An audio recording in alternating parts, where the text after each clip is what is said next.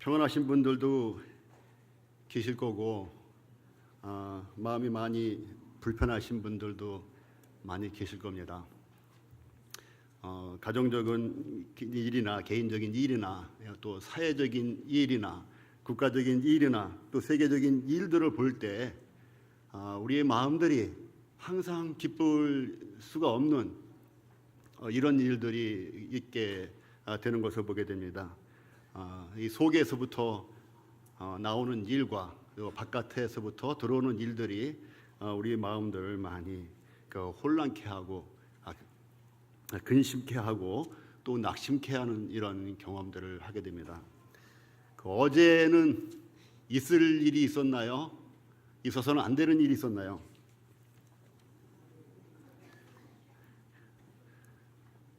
어제 있을 일이 있었나요? 있어서는 안 되는 일이 있었나요? 있어서는 안 되는 일이 있었다고 하신 분 한번 손 한번 들어보시겠어요? 자, 그 다음에 있어야 되는 일이 있었다고 그러면 손 한번 들어보시겠어요? 네, 우리 역시 저기 이손 선교사님답게 아주 센스가 좋았습니다. 어제는 윤중연이라는 남자와 윤지혜라는 여자가 결혼을 한 날입니다. 예전에는 이것이 그렇게 대단한 게 아니었어요. 결혼은 의례 남자와 여자가 함께 만나는 것이었기 때문에 이것이 뉴스도 아니고 저같이 남자를 강조하거나 여자를 강조할 일이 없었지요. 그렇죠. 적어도 대한민국 땅에서는 그럴 일이 없었습니다. 그런데 이제 결혼을 남자와 여자가 합하여 한다는 이것이 어찌 보면 장하다 이렇게 얘기가 되는 시대에 우리가 살고 있습니다. 그런데 오늘날 우리가 살고 있는 이 시대는 여기까지지만 우리 자녀들이 살아갈 그 시대는 어디까지인지 우리가 알 수가 없어요. 전 제가 어제 박형님의 우려스러운 전화를 받고 밴드에다 다 글을 올렸습니다. 제가 구원받고 처음 읽은 창세기를 쭉 읽다 보니까 소돔과 고모라에서 그 많은 사람들이 두 천사를 이끌어내라. 우리가 그와 상관하겠다. 이것이 처음에는 무슨 말인가 이렇게 이해가 안 됐었는데 그 뒤를 보니까 이 천사의 아름다움을 보고 그랬는지 동성애를 하겠다라고 소돔과 고모라의 사람들이 그를 이끌어내라고 한 사실을 발견했습니다. 그 부분을 읽을 때 아마 우리 성도님들도 참 이상한 동네도 다 있다. 아마 그렇게 여기셨을 거예요. 참 기이한 일도 다 있다. 어째 그런 일이 다 있을까? 그런데 이것이 어제 대낮에 서울 도심 한복판에서 공공연하게 이와 같은 일들을 주장하는 축제를 벌이는 일들이 있었습니다. 대낮에 길을 가다가 보면 젊은 남녀가 뽀뽀를 하는 걸 보는 때 있죠? 그렇죠? 참 볼꼴 사납죠? 그렇죠? 젊은 대낮에 어떤 때는 골목도 아니라 대로에서 끌어안고 뽀뽀를 합니다. 젊은 남자, 여자가. 근데 어느 날 제가 점심을 먹고 나오는데 골목에서 그와 같은 일을 또 제가 보게 된 거예요. 한 2달 됐는지 제가 어떤 마음이었었겠어요?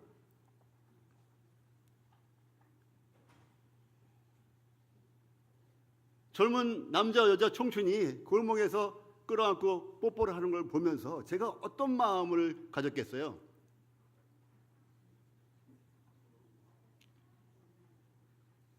어떤 마음을 가졌겠어요? 우리 앞에 계신 형님. 예? 창피하다? 부끄럽다? 아마 제가 작년 같았으면은 아이고 한숨을 쉬었을 겁니다. 그런데 지난번에는 속으로 박수를 치고 싶었어요. 장하다. 그래, 남자하고 여자하고 뽀뽀하는 거야. 정말 장하다. 이런 마음이 제 마음 속에 들어온 거예요. 이것만큼 우리 이 사회가 굉장히 어두워진 것입니다. 이제 어제 제가 그 광경을 다 보면서 저 사람들은 저런 결정을 했구나. 나는 이런 결정을 하고 살고 있는데 저 사람들은 저런 결정을 했는데 저 사람들이 저런 결정을 할 수밖에 없는 그런 환경에 있었던 건 아닌가. 그렇게 생각하니까 제가 결정한 이 길이 얼마나 감사한지 모르겠습니다. 오늘 제가 좀 나누고 싶은 말씀은 아직 결정하지 못하신 분들에게 말씀을 드리고 싶어요. 이 자리에는 어린 학생들, 주일학교 어린이들도 있습니다. 주일학교 어린이들 중에서 고학년들은 들을 수 있을 텐데 고학년들이 혹시 옆에 있으면 책 들여다보지 말고 그 말씀 들으라고 하셔도 될 거예요. 이 자리에는 이미 결정한 사람이 있고 결정을 안 한 사람이 있습니다. 또 어떤 부류는 내가 결정을 했는지 안 했는지 모르면서 1년, 2년, 3년, 5년, 10년 그렇게 우리 교회에 출석만 하신 분들도 이 자리에 계실 수 있어요. 내가 구원을 받았나 하는 분들, 언젠가는 받은 것 같고 언젠가는 안 받은 것 같고, 또 어떤 분들은 제가 지난번에 간증을 통해 말씀드린 것처럼 나는 이 다음에 내년에 결혼하고 사업에 성공하고 더 늙어서 이렇게 미루는 분들이 혹시 계실지 모르겠습니다. 혹시 이 구원에 대해서도 예정을 믿는다고 하는 분이 계시다면 지금 이 말씀 드릴 건 아니지만 구원은 예정이기도 하지만 자기의 선택이 결정적으로 영향을 미친다는 사실을 분명히 아셔야 됩니다. 아까 이제 일부 시간에 신명기서를 통해서 복과 저주를 내 앞에 놓나니 그런 말씀이 있었어요. 그것은 이스라엘 백성들에게 복과 저주 중에서 선택을 하라는 것입니다. 그 중에서 내가 결정을 하라는 것입니다. 하나님은 우리 모든 인생을 사랑하셔서 모든 사람들에게 공평하게 복을 주셨어요. 아주 공평하게 십자가에서 죽으실 때 우리의 모든 죄를 다 용서해 놓으신 사실은 공평하게 임한 것이 틀림없습니다. 하나님 편에서는 이미 해놓을 걸 다 해놨기 때문에 더 이상 해주실 게 있어요, 없어요? 하나님 편에는 없습니다. 하나님 편에서는 이미 밥상을 쫙 차려놓으셨기 때문에 이제 이 밥상 앞으로 와서 밥을 먹는 일만 남은 것인데, 여기 우리 이 자리에 계신 분들은 대부분 그와 같은 선택을 하고 생명을 선택하고 주님을 선택한 분들인데, 이 중에서 소수가 또 이 자리에 안 계신 우리의 남편들이 또 우리의 자녀들이 이와 같은 결정을 아직 안 하거나 못하고 있다는 사실입니다. 여러분, 이 결정은 아무도 해줄 수가 없어요. 저에게도 마찬가지였고 저 역시 제가 스스로 결정을 해야만 됐습니다. 제가 10여 년 동안 미루는 동안에 많은 갈등이 있었죠. 예수님을 지금 믿을 것인가, 다음에 믿을 것인가, 어떤 때는 믿은 것 같기도 하고,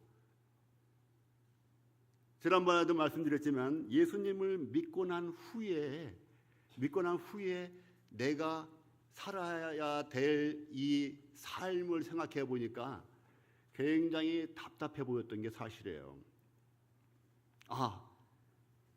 주일이면 아침부터 점심까지 또는 저녁까지 교회에 가 있어야 되고, 또 토요일도 그때 청년이었으니까 청년회에 가 있어야 되고, 지루해. 난 산에도 못 가고 술도 못 먹고 바다도 못 가고, 나는 섬도 여행하는 거 좋아하는데,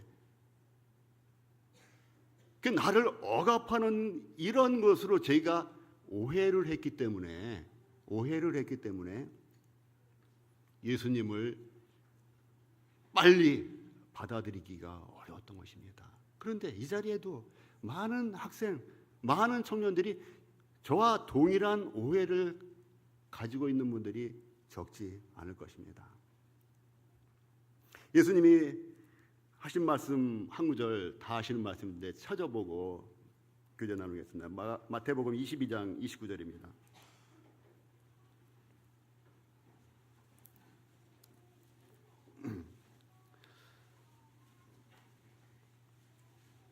마태복음 22장 29절.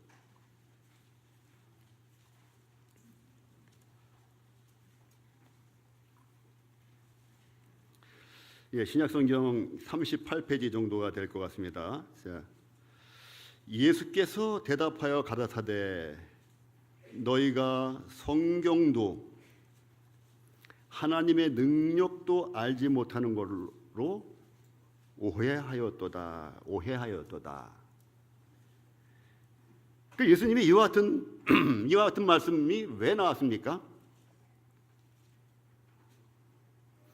부활이 없다 하는 사두개인들이 예수님을 곤경에 빠뜨리려고 7 형제가 있는데 맞이 자녀가 없이 죽었습니다. 그런데 그 아내가 그 둘째에게 시집을 가서 결혼을 했는데 그 둘째가 또 자식이 없이 또 죽었습니다. 그러면서 쭉 7 형제가 다 죽었으면 이 다음에 천국에 가서 그 여자는 누구의 아내가 되겠습니까? 라는 이러한 질문을 하면서 예수님을 아주 곤경에 빠뜨리려고 했던 것입니다. 그때 예수님이 하신 말씀이 너희가 성경도 하나님의 능력도 알지 못하는 거로 오해하였도다. 그러면서 이제는 천국에서는 부활하고 나서는 모두 없다고요? 장가도 아니 가고 시집도 아니 가고 천사와 같으니라. 근데 이 당시에 사두개인들뿐만 아니라 대부분 사람들이 오해를 하고 있었습니다. 이와 같이 우리 가운데도 내가 예수님을 믿고 나면 이런 거를 해야 돼, 저런 거를 해야 돼, 이런 거를 하면 안 돼, 저런 거를 하면 안 돼, 이런 것들 자기 마음속에 그렇게 자기의 이해대로 갖고 있는데 이것이 성경의 관점에서 보게 되면 오해라는 것이죠. 이 오해가 풀려야지 빨리 결정을 하는 것입니다. 그러니까 어떤 사람은 지옥이 없어. 아마 우리 중에 지옥이 없다고 하시는 학생들이나 이런 청년들까지는 없을 겁니다. 그런데 세상 가운데는 죽어봤어? 지옥이 어디 있어? 이렇게 얘기하는 사람들이 많이 있죠. 그런데 성경에는 분명히 몸은 죽여도 영혼을 능히 죽이지 못하는 자를 두려워하지 말고 몸과 영혼을 죽이는 그 절대적인 하나님을 두려워하라. 지옥에 멸하는 그 하나님을 두려워하라. 그래서 지옥을 분명히 언급을 하시고 많은 곳에서 지옥을 언급을 하십니다. 근데 우리 가운데는 아마도 지옥이 없다고 이렇게 강단 있게 계시는 분은 별로 없으실 거예요. 근데 간혹 지옥은 견딜만하다 이렇게 생각하시는 우리 학생들이 혹시 있을지 모르겠어요. 지옥이 좀 힘들 뿐이야. 절대 그렇지 않죠. 지옥이라는 것은 누가 있는 데입니까? 누가 있게 돼요? 사단이 있게 되잖아요. 자, 우리는 어떤 사람과 관계가 불편할 때 그 사람과 같은 공간에 있기가 기쁩니까? 직장에서나 가정에서나 어떤 안 좋은 틀어진 일이 있을 때 그 사람과 같은 공간에 있는 것이 즐거운 사람은 아무도 없죠. 그런데 사단은 우리가 그렇게 징글 맞다고 하는 뱀보다 훨씬 징글맞은, 무섭고 공포스럽고 한 것은 둘째치고라도 아주 징그러운 존재가 사단인데, 그 사단과 영원히 함께 있다는 것은, 이것은 불행 중에 불행입니다. 그런데 이와 같은 사단과 영원히 함께 있지 않으려면은 지금, 오늘, 내일 결정하셔야 되는 거예요. 결정하지 않으시면은 그대로 갑니다. 어떤 사람은 그래요. 지옥 가려고 노력하는 사람이 있어요. 그래, 나 지옥 갈 거야. 나 지옥 간단 말이야. 지하철에서도 한번 봤습니다. 물건을 한참 팔다 말고 그러시는 분이 있었어요. 자기 복음 전하는 사람들에 대한 경험이, 부정적인 경험이 많기 때문에 난 지옥 갈게요. 제가 그 장면을 보면서 가만히 있어도 지옥 가는 건데, 그렇게 작심하고 나 지옥 갈 거야, 가고야 말 거야, 그렇게 하지 않아도요, 그냥 가만히 있으면 지옥 가요. 그렇게 힘줘서 얘기할 필요가 없습니다.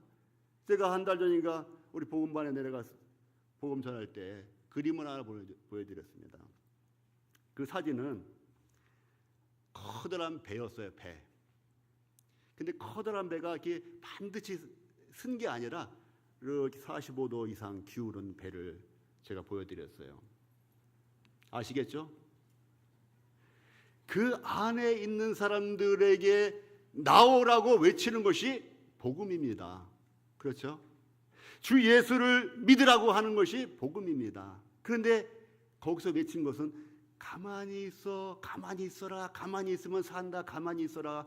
그래서 가만히 있은 사람은 100% 다 물속에 잠겼습니다. 오늘날 이 땅도 가만히 있으면 그대로 잠겨 들어가는 거예요. 물속이 아닙니다. 불속으로 잠겨 들어가는 거예요. 지금 이 배가 세월호도 처음에는 꼿꼿이 섰다가 5도 기울고 10도 기울고 15도 기울고 45도 기울고 졌다가 나중에 90도 기울고 더 기울어서 135도 기울다가 완전히 가라앉은 것입니다. 지금 여러분들이 아직 선택하지 않았다면 자신이 타고 있는 배가 몇 도 기울었는지 그거 생각하셔야 돼요. 그런데 사단은 계속해서 가만히 있어라, 가만히 있어라, 그냥 있으면 돼. 그런데 우리가 바라본 바에 의하면 가만히 있은 사람은 다 물에 들어갔어요.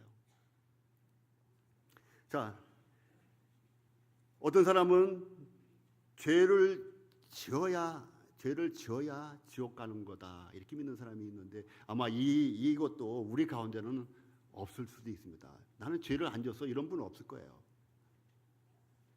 다윗이 내 모친이 죄 중에 자기 자신을 잉태했다 그랬죠. 그리고 내가 죄악 중에 태어났다 그랬습니다. 제가 복음 전할 때나 다른 분이 복음 전할 때 우리는 전부 박씨나 이씨나 김씨나 무슨 성을 타고났는데, 그런데 우리 어린이들이나 학생들도 그 앞에 성이 하나 더 있다 그랬죠. 그 하나 더 붙은 성이 뭐라 그랬습니까? 죄입니다. 죄. 저는 이종진이지만 이 성경의 관점으로 봤을 때는 죄 이종진입니다. 죄라는 씨가 있어요. 남궁 옥분, 남궁 뭐뭐 이런 것 성이 두 자가 있죠. 그렇처럼 우리 앞에는 전부 죄라는 성을 다 타고났어요. 그래서 설사 여기 있는 어린이들, 우리 학생들 죄를 하나도 안 지었다 할지라도 이미 타고나기를 죄인으로 타고난 거예요. 그래서 이 죄라는 성을 우리는 뗄 수가 없어요. 동물로도 뗄 수가 없어요. 그래서 예수님께서 십자가에서 이 죄라는 성을 떼어버리신 것입니다. 자, 우리는 어떻게 해야 되겠습니까? 이 하나님의 말씀과 이 예수님에 대해서 계속 오해 가운데 머물러 있어야 될까요? 우리 중에는 이제 어린 자녀들이 있는 분들이 많이 계시죠. 그런데 우리 어린 자녀들이 구원 받으셨나요? 학생들이 구원 받았나요? 이 자리에는 주일학교 교사들도 많이 계세요. 이 자리에는 학생의 교사들도 많이 계세요. 자, 우리 학생들이 다 구원 받았나요? 자, 우리 주일학교 아이들이 구원 받았나요?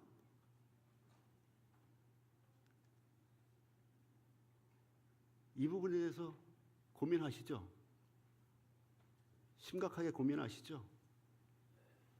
그렇죠? 우리 교사분들, 또 주일학교에 아이들을 보내고 있고 학생의 아이들을 보내고 있는 우리 학부모님들, 엄마, 아빠, 형제님, 자매님 고민하시죠?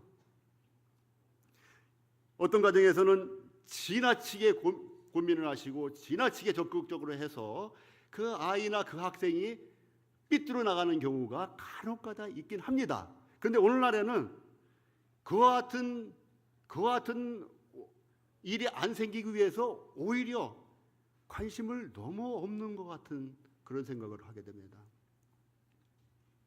관심을 가지라고 했다고 해서 아이들한테 매일 네 구원받았니 이렇게 말하라고 하는 게 아니에요.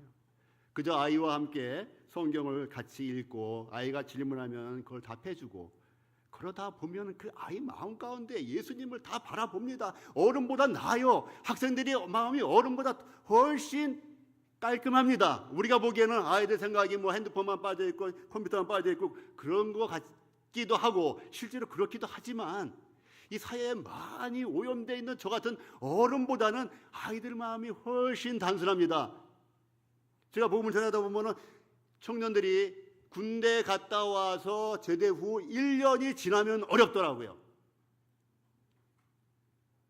군대 가서 약간 복잡한 이런 청년들도 군대 가서 단순해져요. 단순해지기 때문에 군대 생활할 때 그때 복음을 전하면 단순하게 받아들이는 경험을 많이 했습니다. 그런데 이 청년들이 사회에 나오게 되면 서서히 복잡해지기 시작합니다. 서서히 가만히 있으면 돼. 가만히 있으면 된다니까. 가만히 있으면 좋아질 거야. 가만히 있으면 좋은 데 가지. 이러한 사상에 계속 물들게 됩니다. 그러면 1년, 2년 지나면 이제 전도하기가 굉장히 힘들어요. 우리 학부모, 형제님, 자매님들 똑같습니다. 우리 아이들이 고등학교 졸업하고 나면 이제는 부모님 손에서, 부모님 입에서 떠나 있게 돼요. 그래서 실제로 고등학교 때까지 이 구원에 대해서 100% 확신할 수 있도록 도와주셔야 됩니다. 관심 가지셔야 돼요. 멀리서 관심 갖고 가까이서 관심 갖되 그 아이의 입장에서, 그 학생의 입장에서 관심을 받아주셔야 돼요. 절대로 복음 전해놓고 너 믿니 안 믿니 해가지고 계속 그 뿌리를 내렸나 안 내렸나 뽑았다 심었다 하면 절대로 안 됩니다. 아이들이 혼란이 생겨요. 그리고 학생이나 아이들이 캠프에 갔다 와서 엄마 나 구원 받았어 하면은 이렇게 사실로다 쳐다보지 마세요. 대부분 그러시는 것 같아요. 왜? 집에서 애가 행동이 개차반이거든. 이렇게 정말인가 의심합니다. 아이에게 상처가 돼요. 아이가 캠프에 설사 작년 캠프에서 구원받았다고 했는데 올해 캠프에 가서 또 구원받았다 할지라도 그러니 그랬구나. 그러면 우리 매일 성경 같이 읽을까? 하면서 복음서, 요한복음이든 로마서든 그 아이가 막 구원받았다고 했을 때 그것을 견고하게 해줄 필요가 있습니다. 그 아이가 구원받은 것이 사실이라면 그 아이의 구원이 설사 흔들린다 할지라도 구원은 잃어버리지 않지만 그 아이의 평안을 잃어버리고 그 아이의 성장에 장애가 생기는 것입니다. 그래서 그럴 경우를 다 염두에 두시고 그 아이가 잘 자랄 수 있도록 하시고, 만약에 그 아이가, 그 학생이 캠프에서 느낀 것이 구원받은 것이 아니라 감정이었다면 성경을 읽는 도중에 제대로 주님을 영접할 수 있도록 도울 수가 있을 것입니다. 그래서 여기는 학부모님들이 많이 계세요. 교사들이 많이 계세요. 왜 우리가 주일학교 아이들이 구원받았다고 하는 이렇게 고백하는 경우가 많지 않습니까? 어떻게 보면 아이들의 말을 어른들이 믿어줘요, 안 믿어줘요? 안 믿어주기 때문에 그런 것입니다. 예수님도 어린아이 같지 아니하면 천국에 들어갈 자가 없다고 할 정도로 어린아이가 천국에 가기가 참 쉬워요. 제가 여러 번 말씀드리지만 이 어린아이들 맨 처음에 학교 가게 되면은 우리 학교 선생님은 화장실도 안 가는 줄 아는 그러한 순진한 아이들입니다. 그런 아이들에게 예수님과 하나님과 예수님이 하신 일들에 대해서 성경을 같이 보면서 얘기해 줄 때 아이들이 거짓말 그러면서 속으로 뱉어내는 경우는 참 희귀한 것 같습니다. 그러니까 아이들은 어찌 보면 어렸을 때 이미 그 사실들을 받아들였는데 자기의 행동으로 거부가 된 것, 어른들이. 그런데 우리는 알아야 돼요. 노인들이 구원을 받게 되면요, 변화가 많은가요? 변화가 적은가요? 어떻게 생각하세요? 노인들이 구원을 받게 되면 변화가 많습니까? 적습니까? 변화가 적어요. 60년, 70년 동안 살아온 이 패턴이 있습니다. 관습이 있어요. 이것을 벗어나는 것은 그 중력을 벗어나는 것만큼이나 아주 힘들 수가 있어요. 그런데 어린아이 같은 경우는 변화가 쉽습니다. 그래서 예수님을 믿고 나면 변화가 쉬운데 또 어떤 변화가 쉽냐면은 복원력도 쉬워요. 이렇게 쓰러졌다가 다시 원래의 육신의 그 성향대로 가는. 그래서 친구들이 욕하면 자기도 욕하고 또 동생이 까부리면 자기도 주워받고 하는 이러한 복원력도 상당히 강한 것이에요. 그래서 아이들에게는 아이들대로 특성이 있는데 이것을 어른들이 잘 이해를 하셔야 됩니다. 그 여기에 어른들은 어른이시면서 아직 구원 못 받으신 분들은 분명히 결정을 하셔야 돼요. 어제도 주례하시면서 사람을 구성하는 정신적인 요소죠. 그 요소가 3단계가 있다. 또 3가지가 있다고 말씀하셨습니다. 그래서 하나는 지, 하나는 정, 또 하나는 의. 그래서 맨 처음에 지는 지식, 아는 것, 정은 느끼는 것, 의는 내가 결정하는 것. 그래서 오늘 제가 강조하고 싶은 것은 이 의입니다. 결정하는 것, 내가 결정하는 것. 저는 하나님을 또 예수님을 정말 영접해야 되는가, 지옥이 진짜 있을까 없을까 고민할 때가 있었어요. 그런데 하루는 이렇게 쭉 생각을 해보니까 지옥이 있다? 없다? 천국이 있을까? 정말 없을까? 생각을 했습니다. 그런데 그 만일이라는 단어가 생각이 났습니다. 만일이 뭡니까? 우리 학생들 또 어린이들 만일이 뭐예요? 만일 뭐뭐 하면 내가 뭐 하겠다. 그래서 만일이 뭡니까? 예? 10,000번 중에 1번 또는 10,000가지 중에 1가지. 그래서 만 중에 하나입니다. 만일 지옥이 있다면 나 어떻게 할까? 무서웠겠어요? 안 무서웠겠어요? 만에 하나 지옥에 있다면 어떻게 할까? 우리가 아파서 수술을 때에 올라가야 될 일이 있다고 생각해 봅시다. 저는 수술대에 2번 올라갔어요. 중학교 때 맹장 때문에 한번 올라갔고 무섭더라고요. 그 다음에 탈장 때문에 몇 년 전에 한번 올라갔고 무섭더라고요. 나이가 들어도 수술한다는 건 무서워요. 그런데 그 수술하는 사람이 칼을 들고 수술을 하잖아요. 그런데 그 의사가 만약에 나에게 이런 얘기를 해봐요. 제가 저 탈장 수술을 몇 년 전에 했거든요. 제가 이 탈장 수술을 아주 잘합니다. 의사 선생님이 아주 잘하는데 한 100명 중에 1명 정도는 제가 수술을 잘못해서 죽었어요. 그런데 걱정하지 마십시오. 제가 아직 올해는 매년 100명 중에 1명 정도는 수술하다 죽었는데 올해는 99명을 했는데 아직 안 죽었습니다.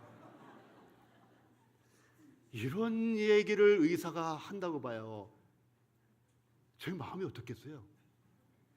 이것은 10,000일이 아니라 100일입니다. 그런데 그 의사 선생님이 만약에 저는 10명 중에 1명은 죽습니다. 근데 지금 9번째 무사했고요. 지금 10번째 수술에 들어가는 오늘입니다. 10일입니다. 10일이에요. 무섭겠죠? 육신이 죽는 것도 무서운데 그래서 제가 그 생각이 됐습니다. 만일 지옥이 있다 해도 내가 결정을 해야 될 것인데 거기 가지 않는 방향으로 천국을 가는 방향으로 결정을 해야 되는데 지옥이 있거나 없거나 확률이 몇 프로예요?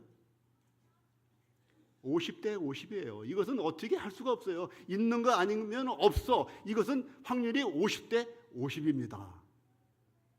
그래서 제가 마음의 1단계로 결정을 했어요. 내가 빨리 믿어야 되겠다. 빨리 믿어야 되겠다. 이거 10,000일도 아니고 1,000일도 아니고 100일도 아니고 10 중에 하나도 아니라 둘 중에 하나란 말입니다. 둘 중에 하나는 천국이 있거나 천국이 없는 것인데 믿어야 본전이다. 만약에 없다 하더라도 내가 예수님을 믿고 나서 없다 하더라도 손해볼 거는 없는 것이다. 제가 이런 생각을 하게 됐습니다. 또 하나 생각이 든 게 있습니다. 아마 이런 생각들이 차곡차곡 저한테 밀려 들어오면서 제가 결정할 수 있도록 도움을 준 것 같습니다. 어제 있었던 그 일들을 제가 보면서 저 사람들은 저렇게 결정할 수 있는 그런 동기가 주변에서 차곡차곡 있어서 그 길로 가지 않았을까 생각했을 때 우리 학생들, 우리 어린이들 정말 다행히 여기십시오. 우리의 두 아들이 하는 것처럼 내가 그리스도인 집안에 태어나길 정말 다행입니다. 내가 불교 집안에 태어났으면 어떻게 우리 아들들이 그렇게 한 적이 많아요. 제가 결정한 또 한 가지 사연은 제가 영화를 하나 봤다고 그랬습니다. 디어 헌터라는 영화요. 제가 휴병원에서도 얘기를 드렸는데 디어 헌터라는 영화를 청년시기에 봤어요. 21살 때인가 본 것 같습니다. 그 당시에 디어 헌터를 보게 되니까 그 월남전을 하던 미군 병사와 그 월남 사람들, 월맹 사람들하고 도박을 하게 됩니다. 도박을 하게 되는데 그 러시안 룰렛이라는 아마 권총 이름인지는 모르겠어요. 거기 총알을 6발이나 8발 장전하는 권총이 있잖아요. 거기다 총알을 한 발 집어넣습니다. 그리고 막 돌려요. 총알이 어디 들어갔는지 모르게. 그리고 자기 머리에다가 딱 쏘는데 뻥 소리가 나면은 그 사람은 죽은 거예요. 근데 딱 그럼 사는 것입니다. 이런 것을 가지고 도박하는 것을 봤어요. 제가 저한테 적용을 해봤어요. 나 같으면 그 도박을 할 것인가? 한 1억 주면 할까 나는? 근데 아니더라고요 저는. 근데 여러분 어떻게 해요? 우리 학생들 1억 주면 이거 하겠어요? 6발 중에 한 발밖에 안 돼. 둘 중에 하나도 아니야. 그 6발 중에 한 발밖에 총알이 없어. 1억 주면 한번 해볼까? 우리 어르신들 하겠어요? 제가 저 자신한테 해보니까 아니야, 이건 6분의 1 정도 되는 것 같은데 아니야. 그래서 지옥은 있거나 없거나, 만약에 지옥이 있을 확률이 6발 중에 한 발만큼밖에 안 된다 하더라도 나는 지옥을 안 가는 쪽으로 결정을 해야 돼. 이와 같은 마음들을 이렇게 차고 있는 그러한 찰나에 그런 것들이 쌓여서 어느 날 결정을 하게 된 것입니다. 자, 십자가에 못 박힌 강도 둘이 있었죠. 이 강도 둘이 어떻게 했어요? 처음에는 둘 다 욕하고 저주했었죠.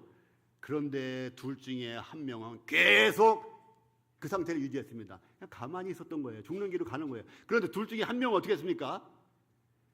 확 돌이켰어요. 저주하고 예수님을 욕하는 그 방향에서 예수님을 받아들이고 믿는 쪽으로 돌이켰습니다.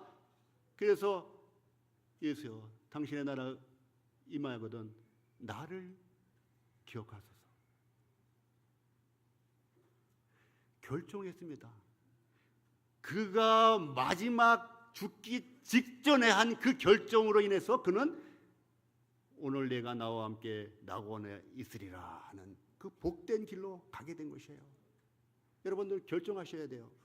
결정은 엄마가 해주는 게 아닙니다. 결정은 아빠가 해주는 게 아닙니다. 심판대 앞에서는 엄마, 아빠 손잡고 심판대에 서는 것 결코 아닙니다. 홀로 서는 것이에요. 죽는 날도 엄마, 아빠와 함께 죽지 않아요. 홀로 죽습니다. 홀로 심판대에 있습니다. 어른들도 마찬가지입니다. 구원받은 아들, 구원받은 딸이 있다 할지라도 그들과 동시에 같이 죽지 못하고 동시에 같이 죽는다 할지라도 심판대 앞에는 혼자 서게 되는 것입니다.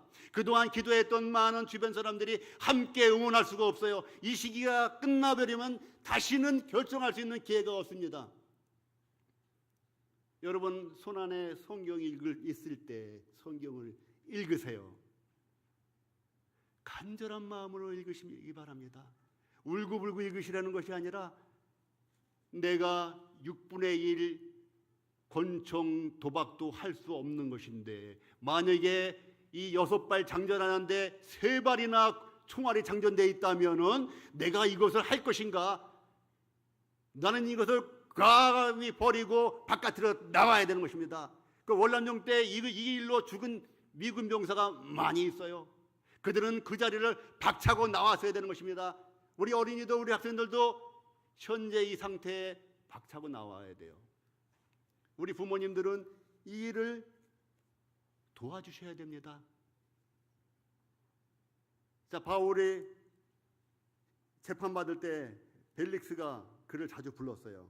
사도행전에 나올 말씀인데. 근데 벨릭스가 이 바울을 부른 이유가 있어요. 벨릭스의 아내는 어느 여자였습니까? 유대인이었잖아요. 유대인이었어요. 유대인이 여자가 있기 때문에 벨릭스에게 이 사실들을, 예수님에 대한 사실들을 아마 잘 얘기했을 거예요. 그래서 벨릭스가 그 안에 유대 여자 드루실라와 함께 와서 바울을 불러, 이렇게 말씀합니다. 바울을 불렀어요. 그리스도 예수 믿는 도를 듣고 늘 우리 어린이들, 우리 학생들, 벨릭스의 아내가 유대인인 것처럼 엄마 아빠가 그리스도인입니다. 그래서 엄마 아빠가 잘 인도해서 예수님을 믿게 했을 때 그 인도를 받으셔야 돼요. 근데 이 장면을 보세요. 한번 찾아보세요. 사도행전 24장 24절입니다. 지금 한번 어린이들 한번 보세요. 내가 어떠한 위치에 있고 어떤 입장에 있고 내 행실이 지금 어떠한 행실인가 한번 보세요. 내가 이 사람과 똑같은 입장을 취하고 있는 것인가, 아니면 이 사람보다 더 나은 입장을 내가 취하고 있는 것인가 살펴보세요. 어린이들 고학년이면 다 알 수 있습니다. 24장 24절.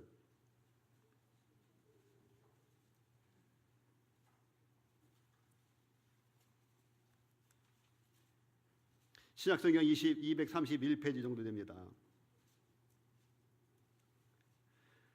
바울이 붙들려 갔을 때 이런 장면입니다. 24장 24절 읽겠습니다. 수일 후에 벨릭스가 그 아내 유대 여자 드루실라와 함께 와서 바울을 불러 그리스도 예수 믿는 도를 듣거늘 바울이 의와 절제와 장차 오는 심판을 강론하니 벨릭스가 두려워하여 대답하되, 두려워했다고 했습니다. 이것은 이 말을 완전히 거부한 건 아니었어요. 그전에도 아내를 통해서 여러 가지로 들었을지도 모릅니다. 그런데 바울을 통해서 직접 들으니까는 두려운 것입니다. 두려워요. 심판도 두렵고 내가 안 믿었을 때 어떻게 되는 것 두려운 것을 아는데 그 다음에 뭐라고 그랬습니까? 벨릭스가 어떤 결정을 했습니까? 어떤 결정을 했어요? 시방은 가라. 제가 그렇게 10년을 보냈습니다. 지금은 아니야. 지금은 가라. 성경을 앞에 놓고 성경을 밀어내는 겁니다. 지금은 저기로. 복음 전도자가 오면은 시방은 가세요. 제가 다음에 믿겠습니다. 저는 항상 그랬습니다. 저도 두려웠어요. 두렵기 때문에 버스를 타고 고가 위로, 지금 고가가 많이 없어졌지만 옛날에는 고가가 많이 있었어요. 고가 위로 버스가 올라가면 구원받지 않은 주제에 기도합니다. 주님, 하나님, 이 버스 굴러떨어지지 않게 해주세요. 저 아직 구원받지 못했거든요. 이 말은 무엇입니까? 제가 예수님을 본격적으로 거절하는 것은 아니에요. 그런데 예수님과 결혼하기를 거절했기 때문에 생긴 일입니다. 예수님이 십자가에서 다 이뤘다 하시는 사실을 제가 분명히 머리로 믿습니다. 그런데 그 사실을 저와 관계를 맺지 않는 거예요. 하나님이 완전히 이루어 놓으신 그 구원의 도에 대해서 의심하지 않는 이런 학생들이 많이 있을 수 있어요.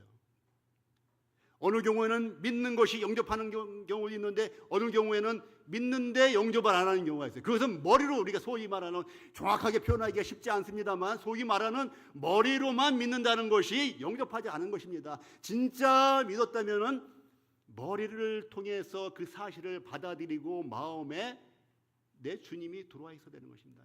이와 같은 사실은 언젠가도 말씀드렸지만 성령님이 보증으로 내 안에 인쳐지게 되는 이 사실이 생기게 되는 것입니다. 우리가 모르는 사이에 바람이 힘으로 불며 어디서 와서 어디로 가는 것을 알지 못하는 것처럼 성령으로 난 자는 이와 같은 일을 하는 말씀처럼 우리가 믿는 순간에, 정말 믿는 그 순간에 성령님이 우리 안에 내주하시고 다시는 나가지 않으시는 것입니다. 그런데 여기서 벨릭스는 시방은 가라. 여러분, 이와 같은 시방은 가라. 이것이 오래 지속되지 않길 바랍니다. 이게 1년, 2년 가지 않길 바랍니다. 그 안에 어떤 일이 일어날지 몰라요. 오늘날 수많은 사건, 사고도 일어납니다. 그리고 어느 순간에는 살았으나 들을 수 없는 때가 되는 경우가 있습니다. 살아서 병원에 누워있으나 들을 수가 없어요. 들어도 자기가 결정할 수 있는 능력이 없어요. 결정은 머리로 듣고 분석이 돼야지만 결정할 수 있는 것인데, 병실에 누워서 들을 수는 있다 할지라도 결정할 수 없을 때가 있을 수 있습니다. 여러분, 지금 이와 같이 시방은 가라, 내가 틈이 있으면 너를 부르리라 했는데 나중에 불렀다는 이런 기록이 성경에 없어요. 물론 여기 없다고 부르지 않았을 것이라는 확신은 할 수 없지만 이 성경에는 다시 불렀다는 얘기가 없어요. 만약에 다시 부르지 않았다면, 다시 예수님을 접하지 않았다면 이의 운명은 지금쯤 어디 있는 것입니까? 지옥에 있는 것이에요. 지옥에 있는 것이에요. 이 벨릭스가 이렇게 된 이유가 있어요. 동시에 바울에게서 돈을 받을까 하는 거로 더 자주 불러 같이 얘기하더라. 그 후에 얘기는 했지만 그가 마음을 돌이켰다는, 회심했다는 이러한 기록이 더 이상은 없습니다. 그리고 이 마음이 불순해요. 돈을 받을까, 두 마음이 있는 것입니다. 아까 에발산과 그리심산이 나왔습니다. 그리심산은 산이 기름지고 나무가 많이 있는 데인데 에발산은 황폐한 땅입니다. 그래서 이와 같이 황폐한 곳과 저주받은 곳과 그리고 기름진 그리심산과 이 복받은 것을 이스라엘 백성들에게 여섯 집반은 이쪽으로 서로 상대의 산을 바라보게 한 것입니다. 그리심산에 있는 사람들은 에발산을 바라보고, 에발산에 있는 사람들은 그리심산을 바라보면서 서로 상대방을, 산을 바라보면서 우리가 무엇을 선택해야 될 것인가를 보여주기 위해서 그와 같은 실물 교육을 했습니다. 그들이 알지 못하고 대답한 사람도 있고 알고 대답한 사람도 있을 것입니다. 우리 여러분들은 다 알아야 돼요. 그리심산의 축복이 어떤 것인지, 에발산의 저주가 어떤 것인지 여러분 다 알아셔야 돼요. 그것이 얼마나 무섭고 얼마나 오랫동안 되는 것인지 알아야 됩니다. 그리심산도 잠깐이고 에발산도 잠깐입니다. 지옥은 영원하고 천국도 영원한 것입니다. 이 영원한 세계를 어떻게 보낼 것인가는 오늘, 지금, 내일 결정할 때 달려있는 것입니다. 여러분, 여기 벨릭스처럼 두 마음을 품지 마시고 한 가지로 결정하시기 바랍니다. 시방은 가라라고 미루지 마세요. 여기 있는 청년 여러분들, 시방은 가라라고 미루지 마세요. 시방은 가라고 하면 영원히 가라고 하는 것입니다. 그 배에 그대로 있으면 산다고 하는 거짓말을 믿지 마세요. 그 배 안에 그대로 있으면 다 죽습니다. 다 수몰됩니다. 수몰되면 본인은 지옥에 가서 형벌을 받으면 끝인데 그게 아닙니다. 수몰돼서 그 아직도 못 찾고 있는 아이들 때문에 부모의 심장이 못질하고 지금도 피눈물을 토하고 있습니다. 그것처럼 우리 가운데 구원받지 않고 이 땅을 떠나게 된다면 구원받은 우리들의 가슴에 피를 맺혀주는 것입니다. 그 부모의 못지라는 것이에요. 그 자녀의 가슴에 못지라는 것입니다. 이와 같은 사실을 듣고도 거절하시면 더욱 더 못지라는 것입니다. 여러분, 시방은 가라라고 하지 마시기 바랍니다. 기도하겠습니다.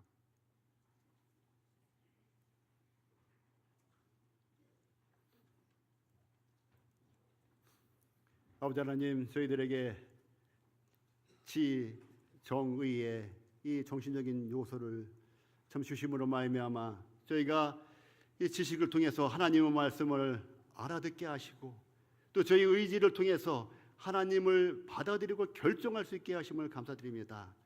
아버지 하나님께서 이와 같은 아드님을 참 이 땅에 빛으로 보내주시고 십자가에 제물로 내어주셔서 저희들의 모든 죄가를 다 이루신 사실을 인해 감사드립니다.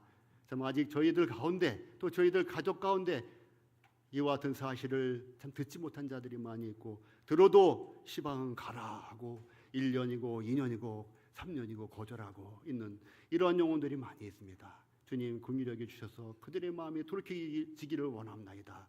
오늘 참 이와 같은 시간을 허락해 주신 주님께 감사를 드려올 때 예수 그리스도 이름으로 기도드렸사옵나이다. 아멘.